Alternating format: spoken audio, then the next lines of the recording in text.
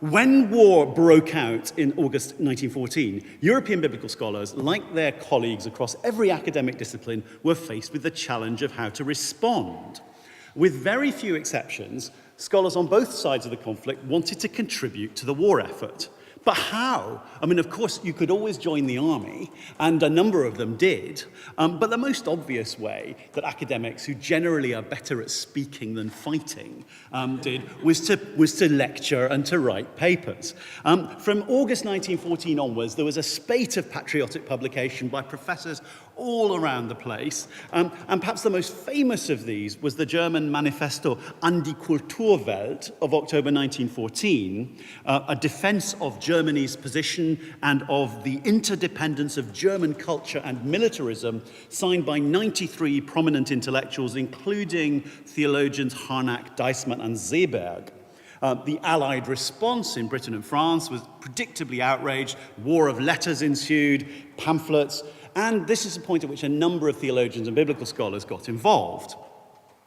The German Old Testament scholar Hermann Gunkel offers a good example of someone who joined this literary fray.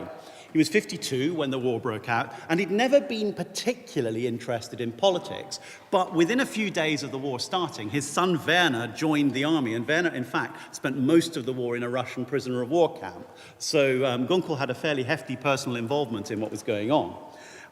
But beginning in September 1914, he wrote an article in the Frankfurter Zeitung on the relationship between the war and the Old Testament, and he also wrote more straightforward propaganda, even poetry. His biographer, Konrad Hammann, offers a wonderful example of Gunkel's poem Die Judas Briten, the Judas Britons, which Gunkel published in an army newspaper in November 1917. Sie haben voll Hass, sie haben voll Neid, gelogen, verleumdet, gehetzt. Sie riefen die ganze Welt zum Streit und täuschten sich dennoch zuletzt. Sie haben alles erwogen, bedacht, nur eines bedachten sie nicht, dass auch im Sturm der Vernichtungsschlacht waltet das Weltgericht. The British hate the envy. They're bringing the world to war. They've weighed everything up. They've counted it all out. But the one thing they haven't counted on is the last judgment. This may not be high art, but it effectively expresses Gunkel's hostile attitude to the British enemy and his willingness to engage in quite explicit propaganda. And of course, if Gunkel could write angry doggerel, his British colleagues are also capable of similar vitriol. In December 1914, A.H. Sayce, professor of Assyriology at Oxford, published a letter to the London Times entitled Hermann's a German, a review of Teutonic pretensions, in which he laid into the achievements of Germanic scholarship. The German, says Sayce, can laboriously count syllables and words and pile up volumes of indices. He can appropriate other men's discoveries in the interests of culture. But beyond this, we get from him only theories which take no regard of facts. They are still what they were 15 centuries ago, the barbarians who raided our ancestors and destroyed the civilization of the Roman Empire. These intemperate interventions align closely with the reasons that each nation had offered for going to war, and with typical themes of wartime propaganda. Germany saw the war as one of national self-defense against threatening foes to east and west. British entry was an act of unprovoked and deceitful aggression, and Britain was very quickly seen as the principal enemy rather than France or Russia. The German Chancellor Bethmann Hollweg went so far as to claim that the London cabinet allowed this world war to break out because England saw in it an opportunity to destroy the vital nerve of her greatest European competitor in the world. Times may or may not change.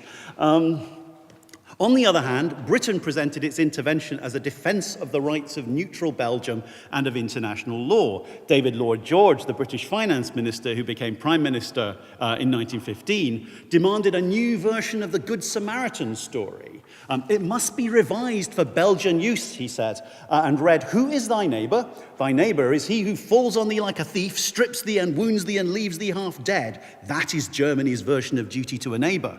If Britain, after passing her word, had left that little country bleeding on the roadside without attempting to rescue her, the infamy of Germany would have been shared by the British Empire. This, again, is sort of British reasons for being in the war. But to return to biblical studies, alongside overtly propagandistic pieces, a number of more specialized works also appeared, which brought disciplinary expertise to bear on the question of war in general and this war in particular. They often focused on the Old Testament because there's more war in the Old Testament. And in Germany, for example, Gunkel published a volume called Israelitisches Heldentum und Kriegsfrömmigkeit im Alten Testament, which collected a couple of essays which he'd previously published in a more substantial journal. He and other Protestant authors like Rudolf Kittel, Alfred Berthollet, and Otto Eisfeld were joined by prominent Catholic and Jewish voices who saw the common use of the Bible across Germany in wartime as a source of national and religious unity. The British situation is a little harder to get into because there are fewer big names, fewer books or pamphlets that directly address the relationship between the war and the Bible. For example, William Sanday, who was professor of New Testament at Oxford, published propaganda pamphlets, but they weren't terribly biblical. Or George Adam Smith, the Old Testament scholar, went on a famous propaganda tour of the US. But again, he wasn't doing very much with the Bible there. We have to wait till 1916 for a slim volume on the Bible and the war by John Edgar McFadden, professor of Old Testament in Glasgow. We do also find essays on wartime themes in periodicals like the Expository Times, which were really addressed by scholars to clergy, and scholars might also write in publications like the nonconformist newspaper, the British Weekly, which had a fairly wide audience. And generally speaking, I fear to say that Old Testament scholars across the board responded to the war with a degree of enthusiasm, a sort of, now at last is our time. Now people will see just how relevant our book is.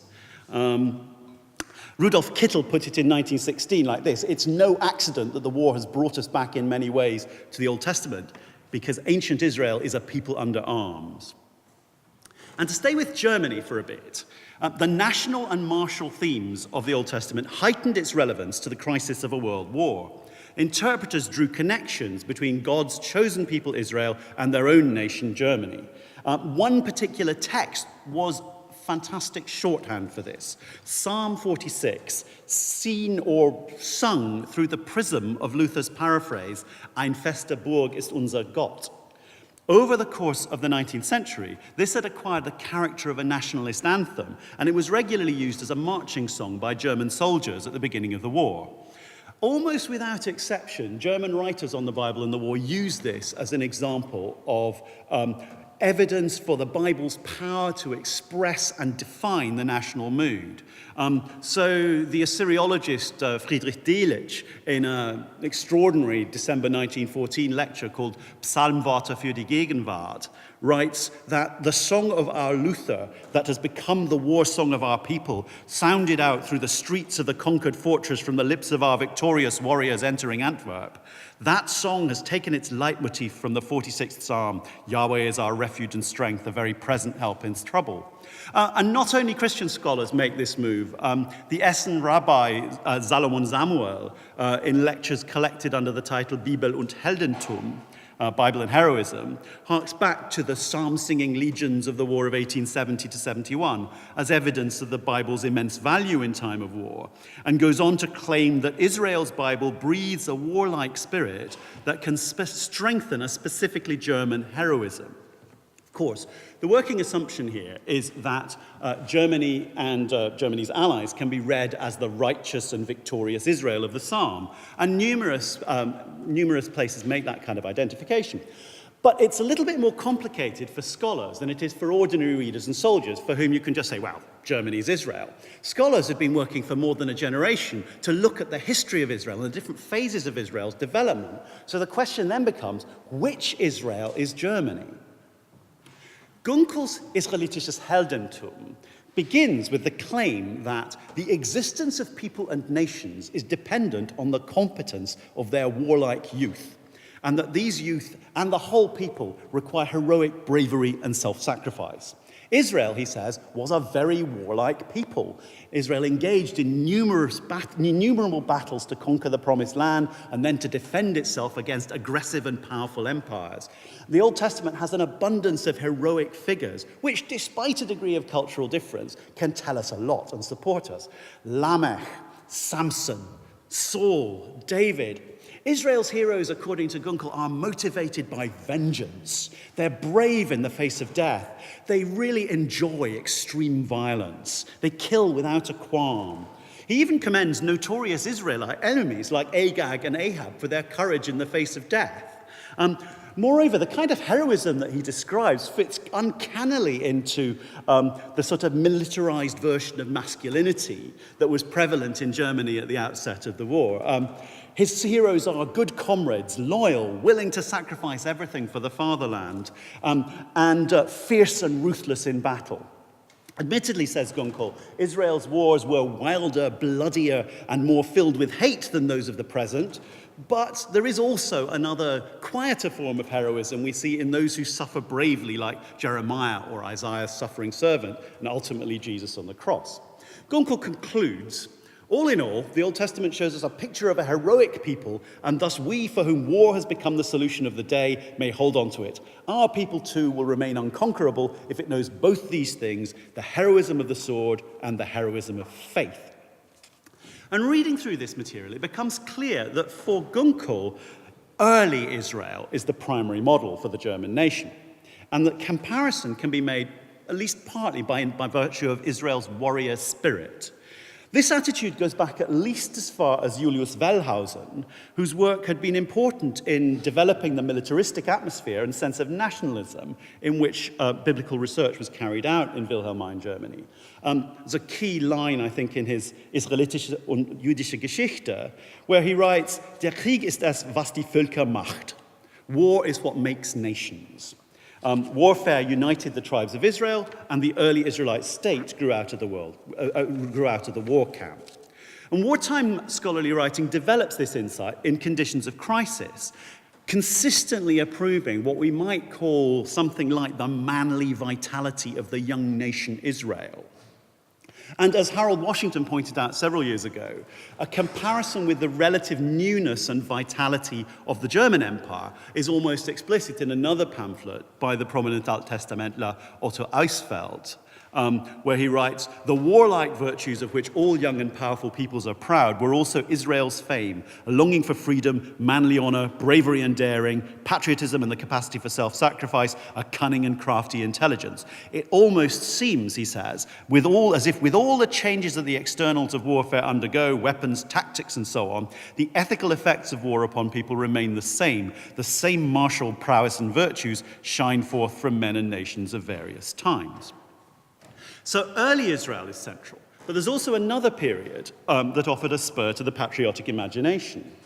In the early 20th century, biblical scholars tended, perhaps as we're doing again today, to date things very late, placing a lot of crucial texts, like Psalms, for example, in the 2nd century. And according to the evolutionary schemes prominent at the time, this is a time when much of the vitality of Israel's religion had ossified under the influence of the Torah. But it was also the period of the great revolt against Hellenistic imperialism. The historian Wolfgang Mommsen, writing about what's going on in Germany, notes that amongst German intellectuals, the assumption that the war would be an ideal and perhaps unavoidable means of revitalizing a national culture that had grown stagnant was widespread before 1914. Now, Maccabean wars offered a very fine example of such a national revival in action. So again, at the turn of the century, Wellhausen had claimed that in the person of Judas Maccabeus, the Lord awoke again for Israel, judge and savior, as in previous times. Past days returned and religion engendered patriotism. And for wartime writers, things like Maccabean Psalms were evidence of the heroism of the age. Bertolet goes as far as to suggest that the Unsterbliche Lutherlied, Psalm 46, may have its origin in the context of the world wars following Alexander's death. Eisfeld sees a Maccabean date for the Psalms as consonant with the emphasis on national victory he finds there. The belief in victory founded on the righteousness of their cause inspired the Maccabees and enabled their great deeds and success. And he also saw in the Maccabean period a return to the young nation Israel. Eisfeld says the period distinguishes itself in many respects as a revival of the old age of judges and of kings. So what began as a war of religion became a war for national independence and freedom. So in a way, the Maccabean dating of biblical books may actually have had more propagandistic purchase than the idea of early Israel. Mommsen again comments that the German academic community found little difficulty from the outset in justifying the war as an effort to defend German culture against the threat of what was considered Western materialist, formalist civilization.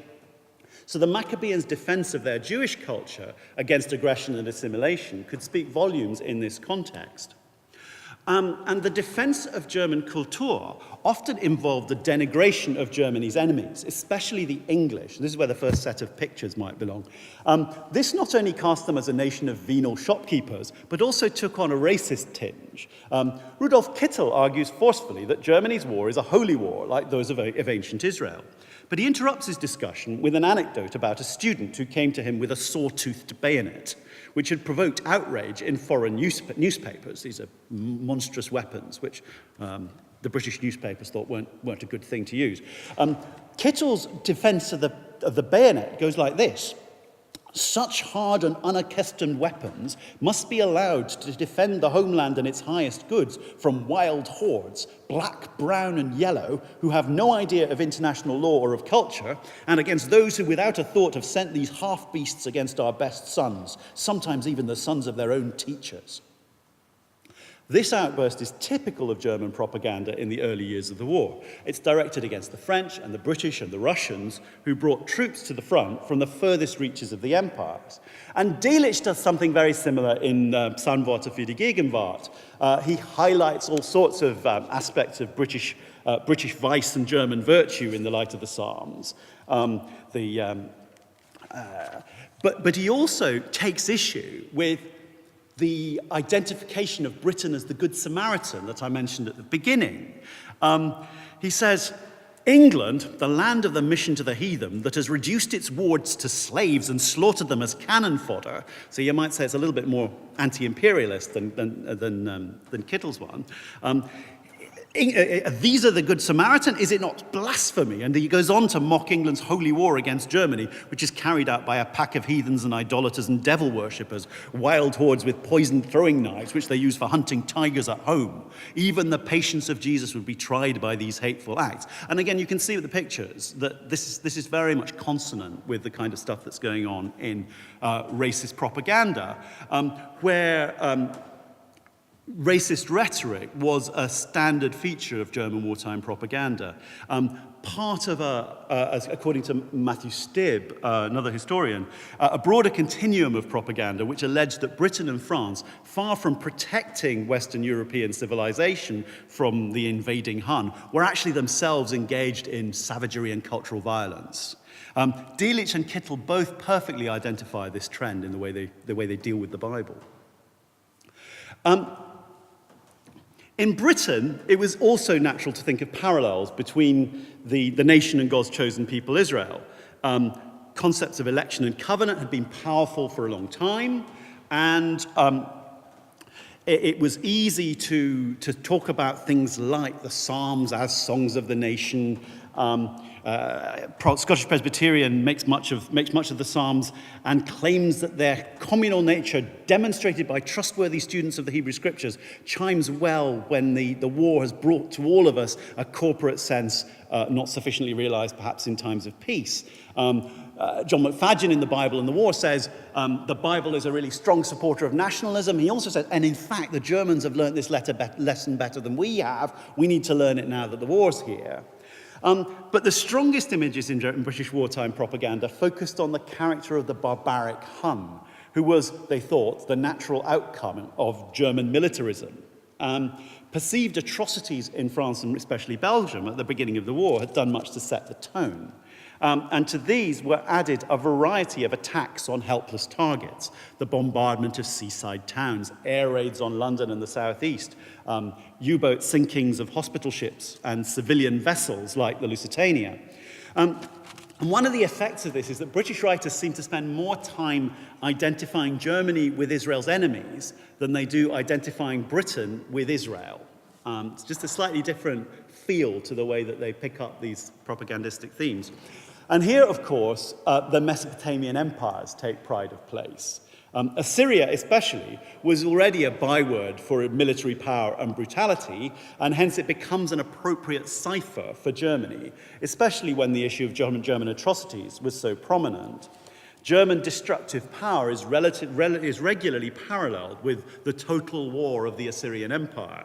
And a good example is a 1918 article by Buchanan Gray, who was Professor of Old Testament at Mansfield in Oxford. Interestingly, Gray, who studied with Wellhausen at Marburg in his youth, has read Gunkel's Israelitisches Heldentum, and in lots of ways he quite likes it. He's quite enthusiastic about it. But he does take issue with Gunkel's claim that ancient warfare was more bloody and violent and hateful than it is today. And he says, "To us who have watched the desolation of Belgium and Serbia before advancing, the wanton destruction of the fruit trees of France before retiring German armies, the sacking of cities, the treatment of civilian populations, culminating in deportation scarcely to be distinguished from slavery." And I think there's a bit of Deuteronomy 20 lurking around here somewhere. The distinction has worn thin. We are happier than Isaiah that we have not witnessed so great a progress on the part of Germany towards universal conquest as Assyria had made, but we have seen enough to be able to read the lines in which Isaiah depicts the temper and conduct of Assyria, to be unable to read these lines without feeling its applicability to the will, if not to the achievement of Germany. But he doesn't reserve all his criticism for Assyria and Germany. If Assyria is the rod of divine anger, according to Isaiah, then it's an agent of divine justice, while to equate England with Israel means that England can stand accused of the same neglect of social justice for which Isaiah condemned his own people. And Buchanan Gray even queries the easy analogy of the two nations, arguing that as a major world power, England stands closer to the biblical Assyria than to what he calls the entirely negligible Judah.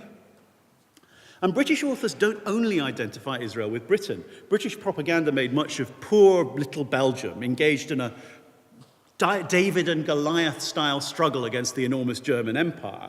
And it's not surprising, perhaps, that then the theme of small nations surfaces from time to time in British biblical propaganda. Poor little Belgium can also take on the mantle of sorrowful Israel, especially when it comes to psalmic laments. So there's an anonymous Times article of August 1916. It's not really a scholarly thing, but I think it expresses it very well, where it says, "Even the wrath which many understood for the first time when Louvain was sacked was already interpreted, and it was a psalm that gave us our prayer when the exiled Belgians with their pitiful stories came to our doors, when the Lord turned again the captivity of Zion." And I think only this context can make sense of a section on the place of small nations in John McFadden's essay, The Psalter and the Present Distress, it's published in the Expository Times in 1917. Here he's got very little to say about the Psalter, except that it was written by a small nation. But this matters. He says it's striking and worth laying to heart today that the profoundest service to the world has been rendered by one of the smallest of peoples. Now, of course, this may well mean Israel, but it's hard not also to read tiny but heroic Belgium. And as I said at the outset, protection of the rights of small nations, Belgium, Serbia, was very much part of British propaganda at the time. The historian David Munger, who's written on propaganda generally, sees this as part of a British narrative that presented the war as a defense of civilization. Belgium and Serbia, he says, served as heroic victims of enemy aggression, providing examples of little nations or small states for which the great civilized powers fought, and were usefully employed to appeal to the sympathy of Britain's own small sub-nations, so the Welsh and the Irish and the Scots. Here, as with the German examples, the themes of propaganda weave themselves all too easily into an account of the biblical material. So, The examples that I've discussed are only the tip of a substantial iceberg, but they do show how easily biblical exegesis could be deployed to serve the war effort. Both Britain and Germany were fundamentally Protestant nations with a high degree of biblical literacy, and it was not difficult for scholars to draw effective analogies with biblical Israel. Moreover, to a greater or lesser extent, all of these authors play out the typical tropes of wartime propaganda. On the German side, we see a fierce hatred of perfidious Albion, the defense of Kultur against a degenerate civilization, and a racist denunciation of colonial troops. British authors use the Bible to rally their readers to the defense of Western civilization against an arrogant and barbarous Kultur, to express outrage at German atrocities, to defend the importance of small nations. And these propagandistic themes don't just appear in 1914 when they started, but they seem to run right through the war, right up to material published in 1917 and 1918. It's not an accident that I've spent a bit more time with German sources than British. There's a lot more there that directly addresses the relationship between the Bible and the war. And there's a lot more that I haven't talked, especially material produced by Jewish authors, which is really interesting. The reason for this may be in part due to the greater number of university theology departments and the greater number of Old Testament scholars in Germany. But it probably also has to do with the closer relationship between the universities and the state that characterized German academia, and the tendency in Britain for prominent biblical scholars to be nonconformists, who have a much more complicated relationship with the state historically than the German professors would do. Another reason for a slightly less close identification of the nation with Israel in Britain may have been a desire on the part of British scholars to distance themselves from the notion of a national God, which had quite a lot of currency in Germany at the beginning of the war. It's interesting that the Rabbi Zalomon Samuel makes this kind of identification towards the end of his Bibel und Heldentum book, where he claims that a German God has revealed himself in holy war out of the words of the Bible. Although, to be fair, other German writers were much more circumspect about the appropriateness of this idea. Kittel is very uncomfortable about seeing God as a German God, however patriotic he becomes. Some of the material inevitably involves a rather crass application of biblical material to current concerns. And I have to say, I think Delitzsch's Psalmworte für die Gegenwart is the worst example of this. It's just propaganda, really. But they did also want to bring the professional expertise to bear. Scholarly conclusions around things like early or late dating could be instrumentalized to suit the needs of the moment. And there's also a sense among all of the writers, whichever side they're on, that the war has provided a new commonality of experience and feeling with the world of ancient Israel, which grants new insights into the material. Gordon Mitchell helpfully suggested, writing about Gunkel's book, that the contemporary of experience of warfare and a concern for real history has rather taken the place of the folklore and fantasy that he was more interested in. He certainly, Gunkel, moved a long way from the following statement about Psalm 137, stoning the children, which he made in 1903, where he says, "We observe as strange not only the passion of patriotism, but even more peculiarly the close relationship between religion and nationality." For Gunkel, by 1915, the Bible is nothing if not a patriotic book.